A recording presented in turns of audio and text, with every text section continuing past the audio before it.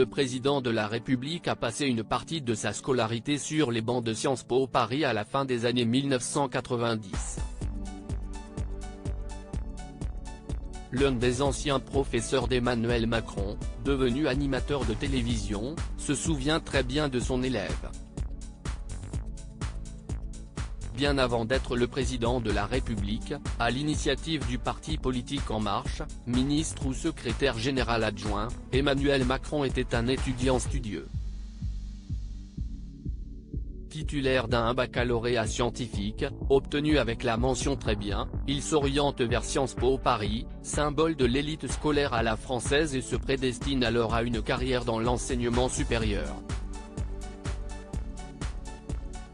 Mais les sections d'études choisies le poussent finalement à s'intéresser davantage au service public et à la philosophie politique. L'un de ses anciens enseignants s'est souvenu du jeune Macron. C'était un très bon élève CIST sur les bancs de l'institut qu'il a fréquenté entre 1998 et 2001 qu'Emmanuel Macron fait la rencontre d'un certain Ali Badou. En 1999, ce dernier dispense des cours de philosophie politique à Sciences Po, avant d'entamer une carrière de journaliste d'abord longtemps associé au groupe Canal, puis chez France Télévisions.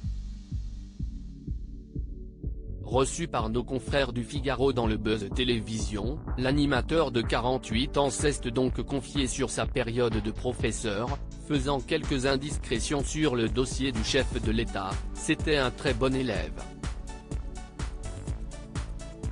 Je lui avais mis un 16/20 dans dissertation.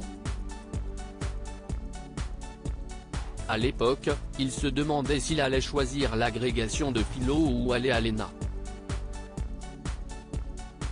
Puis, je l'ai recroisé sur des plateaux, mais on n'a pas noué de relation d'amitié, avoue-t-il.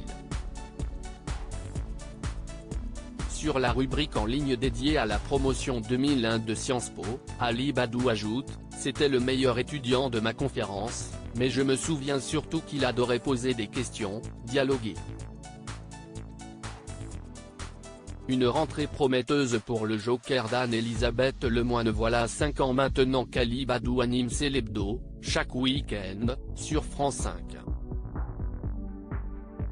Un talk-show aux audiences très satisfaisantes, proche du million, du moins, suffisamment pour que sa durée soit allongée jusqu'à 20h55, depuis le 7 janvier 2023.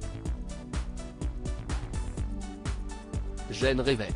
Quand on voyait cet avou durer plus longtemps, gagner des téléspectateurs et prendre plus de temps avec les invités, on s'est dit qu'on voulait la même chose car ça manquait à l'émission, notamment une place pour le débat, explique le présentateur au micro du Buzz Télévision.